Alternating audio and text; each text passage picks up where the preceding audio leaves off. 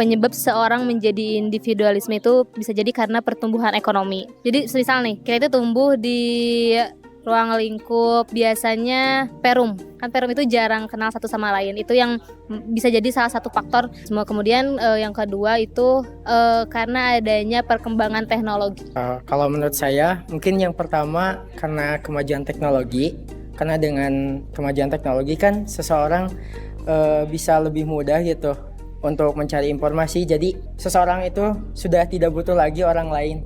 Yang pertama faktor lingkungan. Jadi ketika seseorang itu berusaha untuk bergaul dengan lingkungannya, mereka cenderung merasa tidak nyaman sehingga mereka lebih memilih untuk berada di rumah ataupun memilih bersifat apatis atau acuh kepada orang-orang di sekitar. Karena faktor lingkungan dan faktor teknologi ya. Misalkan dia memang di lingkungannya itu seperti lingkungan perumahan, biasanya kan sepi gitu. Jadi tidak ada ruang untuk berkomunikasi. Lalu karena adanya teknologi menjadikan diri kita itu temannya itu hanya gadget saja. Dikarenakan faktor lingkungan dan faktor keluarga yang mempengaruhi pola pikir tersebut, bisa berupa broken home, tidak percaya diri, lalu trauma akan kisah pertemanan, kisah percintaan. Itu dapat terjadi di lingkungan masyarakat, bisa di sekolah juga, bisa di kampus juga. Untuk tempat itu ada beberapa macam versi. Kampus juga itu bisa menjadi tempat seorang itu menjadi individualisme. Kenapa?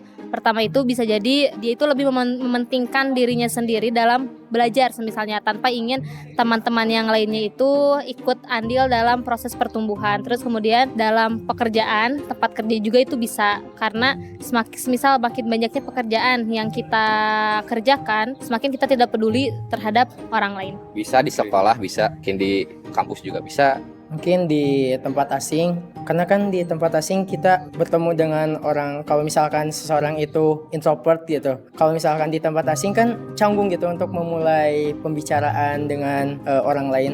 Mungkin dari tempat bisa bersifat banyak ya. Dari sekolah juga bisa, karena dari sekolah itu misalkan kan kita dituntut untuk berinteraksi. Kemungkinan dia itu hanya mementingkan diri sendiri. Nah, jadi seperti yang tadi alasan saya, dari faktor gadget juga itu dari faktor teknologi.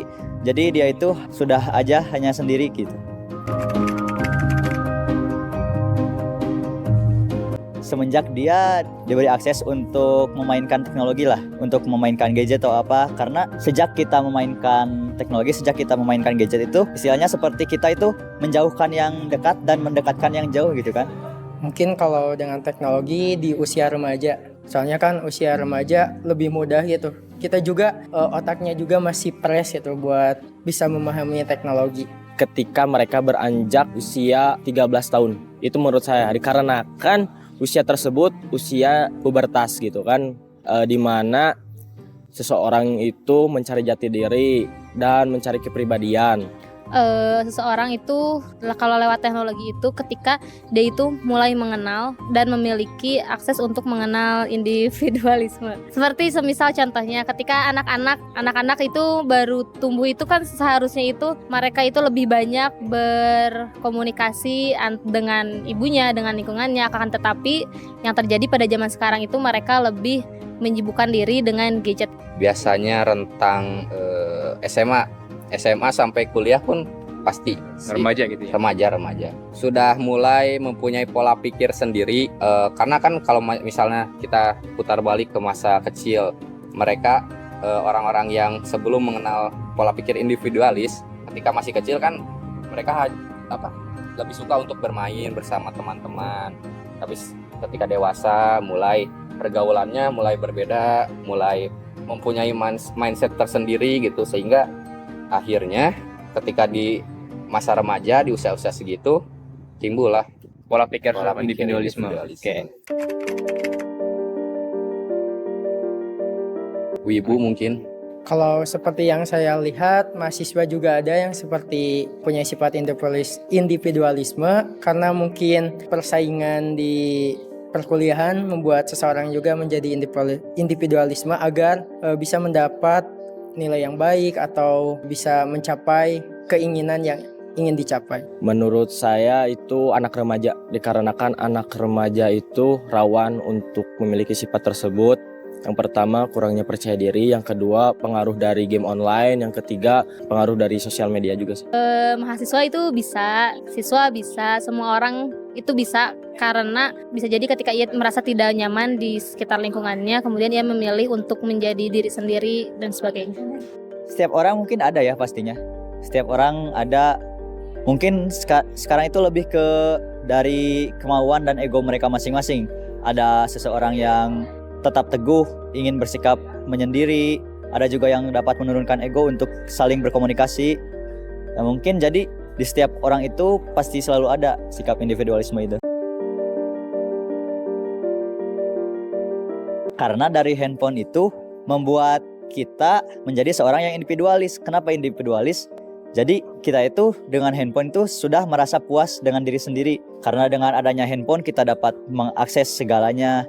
Jadi kita tuh seperti hanya berteman dengan teknologi gitu, tidak berteman dengan makhluk sosial lain. Dampak terbesar dari mahasiswa mempunyai sifat individualisme karena ada media sosial. Mereka lebih cenderung suka berinteraksi di media sosial daripada di lingkungan sekitar, sehingga mereka lebih memilih untuk sifat individualis, menjadi no lab istilahnya kalau bahasa sekarang, dan tidak mau bergaul. Karena sekarang perkembangan zaman itu sudah melesat, dan segala sesuatu yang kita butuhkan sebagai mahasiswa itu adanya di teknologi. Jadi ketika mahasiswa itu bisa jadi kurangnya komunikasi dua arah. Jadi mereka itu lebih memilih untuk misalkan mencari jawaban, untuk tugas mencari jawaban di media sosial tanpa adanya bermusyawarah. Itu bisa dibilang minoritas. Tetapi kalau mahasiswa lain itu bisa dibilang mayoritas juga enggak sih. Adalah sebagian gitu yang individualisme. Ya karena itu yang pertama, jadi habit, jadi udah kebiasaan menjadi sosok individualisme, jadi susah berbaur dengan orang lain. Karena handphone juga kan salah satu teknologi, terus teknologi yang emang kayak informasi juga dapat mudah dicari, terus fitur-fitur dari handphone juga udah berkembang, jadi sangat mudah seseorang bisa menjadi individualisme. Sesuatu sifat yang jelek, soalnya individualisme itu kan lebih mementingkan diri sendiri daripada masyarakat. Menurut saya perilaku individualisme itu kurang baik sih menurut saya, karena kita sebagai makhluk sosial itu membutuhkan orang lain, sedangkan jika kita individualis kita akan kesusahan sendiri karena nantinya kita akan selalu merasa sendiri dan lain-lain. Jika ada kesusahan, kita tidak tahu ingin meminta tolong pada siapa jika kita bersikap individualis. Tidak bagus, tapi mau bagaimana lagi, yaitu pilihan dia sebenarnya. Tapi kan pasti ada impact tersendiri ketika dia memilih untuk menjadi individualisme. Karena kan sejatinya manusia itu makhluk sosial. Jadi kita itu harus selalulah membangun relasi dengan orang-orang di sekitar. Karena kan kita sebagai manusia tidak bisa hidup sendiri. Itu cukup khawatir dikarenakan mereka tidak bisa berbaur dengan orang lain.